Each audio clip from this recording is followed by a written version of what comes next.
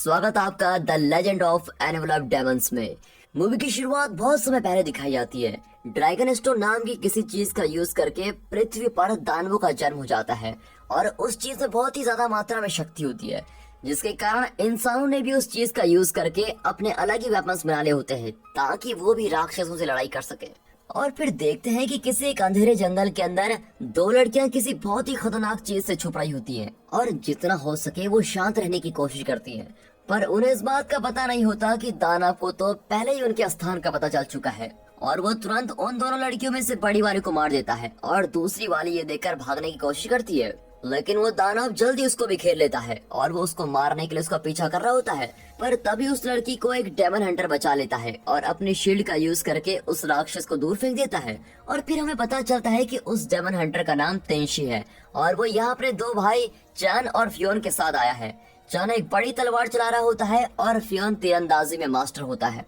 और फिर वो तीनों मिलकर उस दानवी चुड़ैल को भगाने की कोशिश करते हैं, लेकिन जैसे वो ये कर रहे होते हैं तो वो वहाँ से भाग जाती है और हंटर्स भी उसका पीछा करने लगते हैं। अब हम देखते हैं कि वो दानव चुड़ैल हवा में उड़ रही है जबकि शिकारी जंगल में उछाल लगा रहे होते हैं और आखिर में वो उसका सर काट देते हैं। फिर उसी समय वो लड़की घास के मैदानों में भाग रही होती है ताकि वो लड़ाई से दूर जा सके, पर उसके पास में एक बहुत ही बड़ा विस्फोट हो जाता है और तभी हमें दिखाते हैं कि वो सारे हंटर्स एक बहुत ही बड़े राक्षस से लड़ रहे होते हैं। वो उस राक्षस पर उग्र रूप से हमला कर रहे होते हैं, पर वो राक्षस उनमें से एक शिकारी को खा जाता है। अब कोई और विकल्प न होने के कारण शिकारी अपने रस्सियों का प्रयोग करके राक्षस को थोड़ा स्लो करने की कोशिश करते हैं, लेकिन वो विशाल जीव उनको हवा में फेंक देता है और ये सभी उसको मारने का प्लान बना ही रहे होते हैं। लेकिन तभी दानव चुड़ैल का उड़ता हुआ सर सीधे उस बड़े जानवर पर आ गिरता है, जबकि यहाँ ये तीनों भाई भी युद्ध के मैदान में आगे होते हैं। अब सभी लोग अपने मास्टर की तरफ देखते हैं कि आगे क्या करना है, जबकि राक्षस शिकारियों पर उग्र रूप से दहाड़ता है।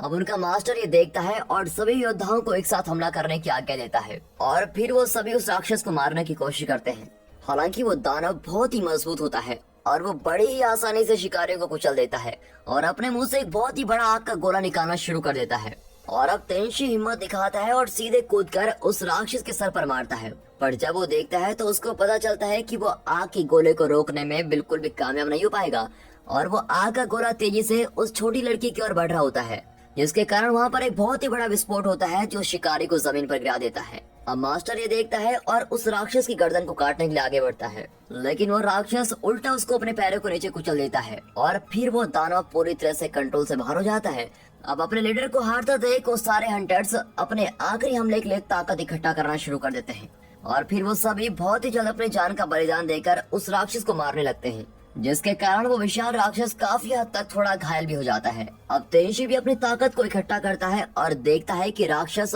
अपने रियल रूप में आने के लिए मजबूर हो गया है, जिसके कारण उसकी कमजोरी का पता चल जाता है और वो उस विशाल राक्षस के सर पर कूदता है और उसका सर काट कर उसको मार डालता है। फिर वो सभी बचे हुए लोग ठीक होने लगते हैं और वो देखते हैं कि वो दानव धीरे धीरे हवा में गायब हो रहा होता है और जल्दी पता चलता है कि ये एक आखिरी राक्षस था जो धरती पर बचा हुआ था। और ये जानकर हंटर्स थोड़ा रिलैक्स फील करते हैं क्योंकि अब उनकी जिम्मेदारियां पूरी हो गई है। हालांकि वहाँ पर जो भी लोग होते हैं वो इनके द्वारा किए गए काम के लिए इनको धन्यवाद नहीं देते, उल्टा उन्हें राक्षसों की तरह ही बाहर निकाल देते हैं, जिसके कारण सभी शिकारी 7 दिनों तक छुपे रहते हैं, जबकि ये तीनों भाई और मछुआरे का काम करने लग जाते हैं और मछली पकड़ते हैं, लेकिन वो मछली भी नहीं पकड़ पाते। अब एक और दिन असफल होने के बाद उनके पास खाली हाथ घर लौटने के अलावा कोई और विकल्प नहीं होता। तभी दो और मछुआरों को दिखाते हैं जो आपस में बातचीत कर रहे होते हैं। फिर उनका एक दोस्त उनके लिए एक शराब लेकर आता है जो कि एक महिला डॉक्टर ने उसको दी होती है और फिर वो आराम से शराब पीने लगते हैं। तभी दिखाते हैं कि ये तीनों भाई भी आ रहे होते हैं और वो जल्दी ध्यान देते हैं कि कुछ तो गलत हो रहा है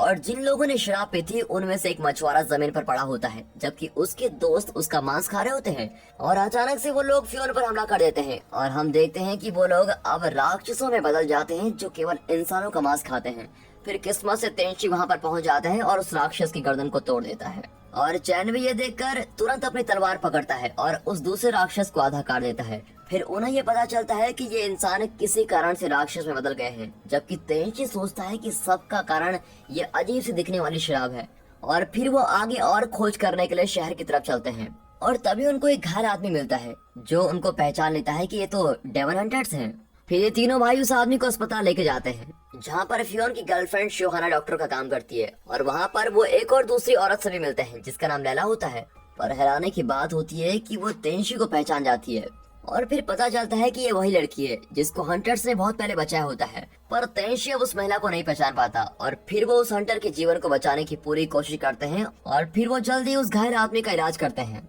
और उसको होश में लाने में भी सफल हो जाते हैं। फिर वो बताता है कि बहुत से लोग इस एरिया में गायब हो रहे थे, जिसके कारण वो शराब की फैक्ट्री में जांच करने गया था, पर वहाँ पर वो चेक कर ही रहा था तभी राक्षसों ने उस पर हमला कर दिया और अब वो उन तीनों हंटर से राक्षसों को मारने का निवेदन करता है। लेकिन अफसोस की बात यह होती है कि वो आदमी बच नहीं पाता और मर जाता है और अब ये तीनों सोचते हैं कि सभी राक्षस वापस आने वाले हैं, तो ये रात में ही वाइन फैक्ट्री की जांच करने का फैसला करते हैं। और जब वो उस ड्रावनी इमारत के पास पहुंचते हैं तभी पूरी टीम सावधानी के साथ उस एरिया में जाती है, पर उन्हें इस बात का एहसास नहीं होता कि बॉस ने पहले ही अपने लोगों को वाइन पिलाना शुरू कर दिया है, जिसके कारण वो सभी लोग एक मछली की तरह दिखने वाले राक्षस में बदल जाते हैं। और उसी समय तेंशी अपने लोगों को इमारत में लेके जाता है और वो एक वाइन सेलर के पास पहुंचते हैं और ये देखकर उसकी टीम पूरी आश्चर्य में पड़ जाती है, क्योंकि वो लोग वाइन बनाने के लिए राक्षसों का खून यूज कर रहे होते हैं। और अचानक से एक हंटर दीवार के पीछे एक परछाई नोटिस करता है, जिसके कारण वे राक्षसों का पीछा करने लगते हैं और सभी अंधेरे में अलग अलग हो जाते हैं।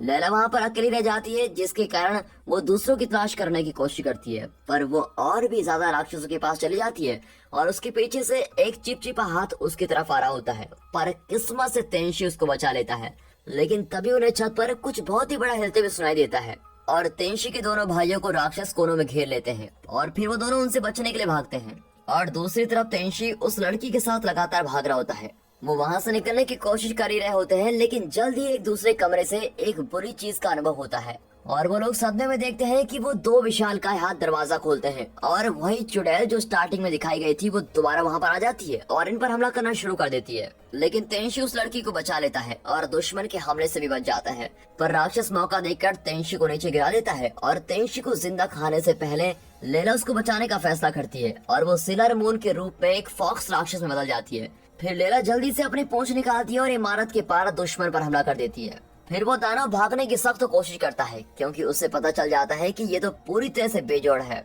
लेकिन फ्योन उस राक्षस को पकड़कर जमीन पर ही फेंक देता है और फिर चन भी उस दानव पर कूदकर उसकी पीठ पर छुरा घूम देता है और राक्षस को मार डालता है। उसी समय तेंशी जल्दी ठीक हो जाता है और लैला की ओर जाता है, लेकिन वो ये देखकर चौंक जाता है कि लैला भी वास्तव में एक दानव ही है। और फिर लैला तेंशी को बधाई देती है कि वो वही लड़की है जिसे उसने बहुत समय पहले बचाया था और वो बताती है कि जब विस्फोट हुआ था तो वो मर गई थी, लेकिन जब उस विशाल दानव का खून उसके पास बहकर आया तो वो किसी और चीज में बदल गई। और अब बाद में सच्चाई का एहसास होने के बाद तेंशी उसकी ओरिजिन को छिपाने का फैसला करता है। अब इससे पहले कि वो ये सोच सके कि आगे क्या करना है, तभी उनको पुलिस बल द्वारा घेर लिया जाता है और पुलिस वाले उनको इसलिए घेरते हैं क्योंकि उस एरिया में डेमन हंटर्स का आना मना होता है। अब चैन ये देखता है और राक्षस के सर को उन सैनिकों की ओर फेंक देता है ताकि उनको पता चल जाए कि हमने यहाँ पर नेक काम किया है। अब ये देखकर शिकारियों को तुरंत राज्यपाल के पास ले जाया जाता है, लेकिन इन तीनों भाइयों को धन्यवाद देने के बजाय वो आदमी चाहता है कि वे तुरंत शहर को छोड़ दें। अब इससे हंटर और गुस्सा हो जाते हैं, लेकिन राज्यपाल भाइयों को धमकी देता है कि यदि वे उसके आदेशों को नहीं मानेंगे तो सभी इंसानों को मारने के लिए इन तीनों को ही फंसा दिया जाएगा। और अब तेंशी समझ जाता है कि हमारे पास कोई और विकल्प नहीं है, जिसके कारण टीम वापस हॉस्पिटल में चली जाती है। और इससे भी बुरी बात यह होती है कि फ्योन की गर्लफ्रेंड भी उसको छोड़ देती है, ये जानने के बाद कि राज्यपाल ने उनके भाइयों को सोसाइटी से बाहर निकाल दिया है। हालांकि तेंशी अपनी प्रतिष्ठा के लिए शहर छोड़ने से इनकार कर देता है, क्योंकि वो जानता है कि राज्यपाल कोई डार्क सीक्रेट उनसे छुपा रहा है। और अब बाद में ये पता चलता है कि शिकारी का अंदाजा बिल्कुल सही होता है, क्योंकि वो आदमी एक रहस्यमय इंसान से निर्देश ले रहा होता है और अपनी बीमारी से हुए दर्द को कम करने के लिए भीख मांग रहा होता है। और आश्चर्य की बात ये होती है कि वो रहस्यमय आदमी कोई और नहीं बल्कि इन डेमन हंटर्स का मास्टरमाइंड होता है, जिसने राज्यपाल को जहर दिया था। और अब वो ये मांग करता है कि अगर राज्यपाल को एंटीडोट चाहिए तो उसको बाकी सभी हंटर्स को मारना पड़ेगा। और ये भी पता चल जाता है कि उस राज्यपाल का अपना कोई एक काला रहस्य होता है, क्योंकि वो हमेशा ही एक यंग लड़की को अपनी काल कोठरी के अंदर लेके जाता है, जहाँ जमीन पर एक होल होता है और उसमें वो लड़की को वहाँ पर फेंक देता है, जहाँ पर बहुत सारे कंकाल जमीन पर पड़े होते हैं। और बहुत ही जल्द उस यंग लड़की को एक टेंटिकल्स राक्षस देखता है, जो जल्दी से उसे जिंदा खा जाता है। और जबकि राज्यपाल ये देखकर ऊपर पागलों की तरह नाच रहा होता है। और फिर हमें पता चलता है कि इस आदमी ने गुप्त रूप से एक शक्तिशाली दानव को पाल रखा है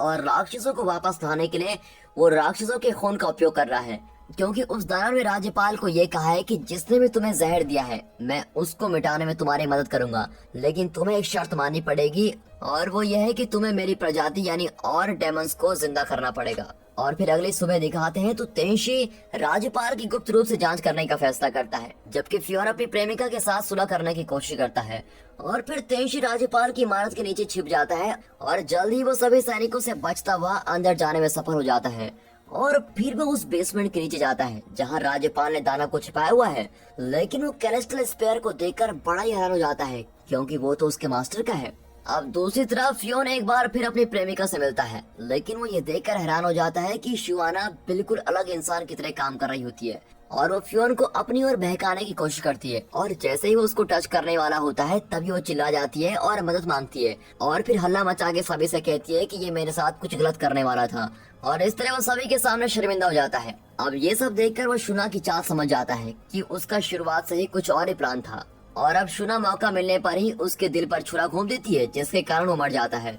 अब कुछ समय बाद दिखाते हैं कि चैन भी बाजार में जा रहा होता है, लेकिन तभी वो देखता है कि उसका छोटा भाई वहाँ पर लटका हुआ है और वो जल्दी फियोन की ओर भागता है, पर उसे इस बात का एहसास नहीं होता कि वहाँ और भी सैनिक हैं जो उसको मारने के लिए बिल्कुल तैयार बैठे हैं। फिर हम देखते हैं कि चंद तुरंत अपने भाई के शरीर की तरफ जाता है, लेकिन तभी सभी तीरंदाज उस पर तीर चला डालते हैं और वो हमलों को रोकने की कोशिश तो करता है लेकिन नीचे गिर जाता है। अब इससे पहले कि वो घाव से मर जाए वो देखता है कि राज्यपाल उसके सामने आता है और इतनी आसानी से मर जाने के लिए उसका मजाक उड़ाता है। और फिर हिडियस डेमन भी प्रतिशोध लेने के लिए वहाँ पर आ जाता है। फिर उस रात में बहुत ही बारिश होती है और तेंशी आखिरकार अपने भाइयों की तलाश करने के लिए वहाँ जाता है, लेकिन वो अपने भाइयों को बेजान जमीन पर पड़े हुए देखता है और बिल्कुल उदास रहता है। पर किस्मत से तेंशी को पता चलता है कि चन अभी भी जिंदा है, जिसके कारण वो तुरंत अपने भाई को डॉक्टर के पास लेके जाता है और लैला ये देखती है और जल्दी से मदद के लिए जाती है, लेकिन वो कितनी भी कोशिश कर ले वो चन को ठीक नहीं कर पाती है, जिसके कारण तेंशी को एहसास हो जाता है कि अब केवल एक ही इंसान है जो उसके भाई को ठीक कर सकता है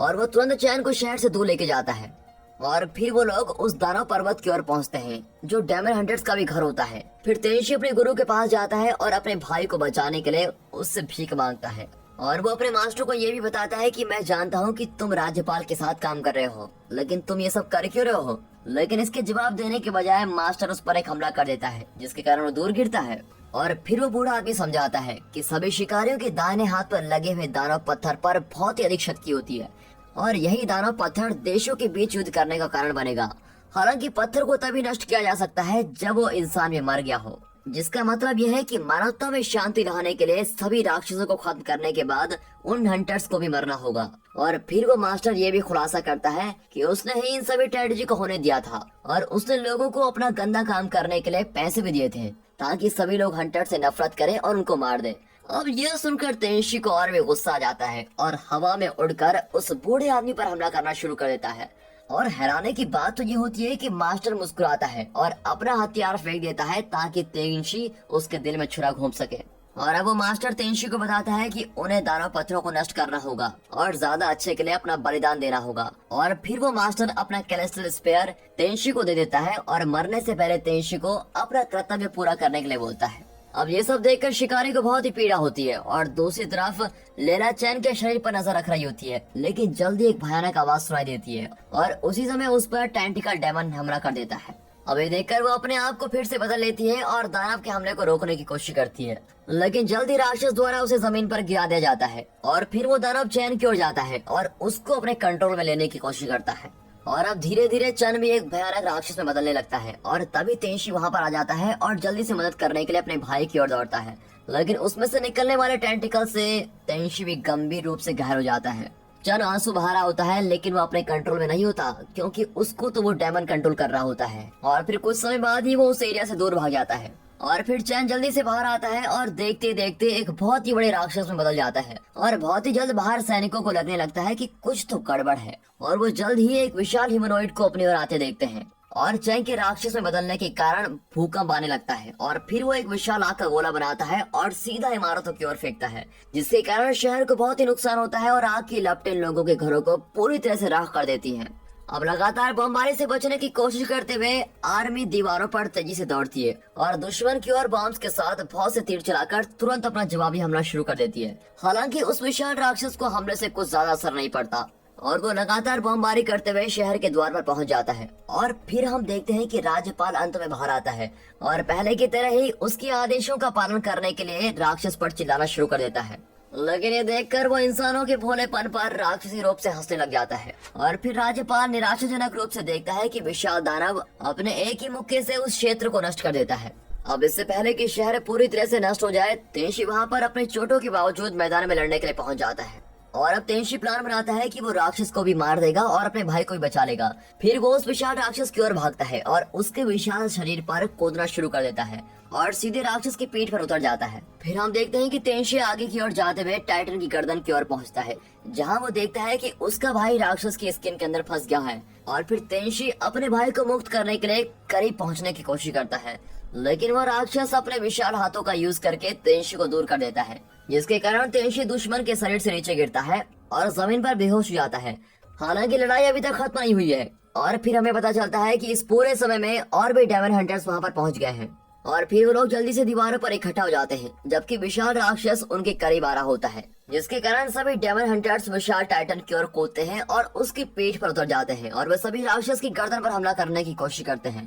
लेकिन राक्षस सभी को कीड़ों की तरह जल्दी से दूर फेंक देता है और वो सभी सोचते हैं कि उनके पास कोई और ऑप्शन नहीं है, तो वो सभी अपने जीवन का बलिदान करके उस राक्षस पर बमबारी करना शुरू कर देते हैं। और उसी समय एक रहस्यमय शक्ति द्वारा तेंशी को बुलाया जा रहा होता है और वो शक्ति तेंशी की शक्तियों को फिर से जगाने की कोशिश कर रही होती है। और फिर हमें ये जल्दी पता चल जाता है कि लाइलाई वो एक थी जिसने तेंशी को बचाया होता है और उसे ये भी पता होता है कि उसके जीवन को वापस लाने का केवल एक ही तरीका है। फिर वो जल्दी से ड्रैगन स्टोन लेने जाती है जो उसके हाथों को जला रहा होता है और उसे तेंशी के सीने में धकेल देती है। फिर लैला उदासी में रोने लगती है और तेंशी को आखिरी किस करती है और अपनी सारी ऊर्जा उसको दे देती है, जिसके कारण वो धूल बनकर गायब हो जाती है। और अब लैला के बलिदान को याद करने के बाद तेंशी जाग जाता है और वो अपनी सारी शक्ति के साथ उस राक्षस पर कूद जाता है और फिर राक्षस उस मानव की ओर उग्र रूप से दहाड़ता है। लेकिन तेंशी कूदते हुए राक्षस के हाथों को काट देता है और नीचे जाते हुए उसके पैरों को भी काटने में सफल हो जाता है। और फिर तेंशी उस राक्षस को हराने में कामयाब हो ही जाता है। लेकिन जब वो अपने भाई को निकालने की कोशिश करता है तो उसे पता चलता है कि उसका भाई उस राक्षस के शरीर से पूरी तरह से जुड़ चुका है। और फिर चन को पता चलता है कि उसे अब बचाया नहीं जा सकता और वो तेंशी से अपने जीवन समाप्त करने की भीख मांगता है ताकि वो दानव को किसी और को चोट पहुंचाने न दे। और अब कोई और विकल्प न होने के कारण तेंशी रोने लगता है और अपने भाई के दिल में छुरा घोंपने के लिए मजबूर हो जाता है और फिर आखिरकार वो उसको मार ही डालता है। अब बहुत ही जल्द लोगों को पता चलता है कि लड़ाई जीत ली गई है और जीत का जश्न मनाना शुरू हो जाता है। लेकिन तेंशी को बिल्कुल भी खुशी महसूस नहीं होती क्योंकि उसकी आंखों में केवल दुख ही दुख है। और दोस्तों, इसी के साथ ये मूवी यहाँ पर खत्म होती है।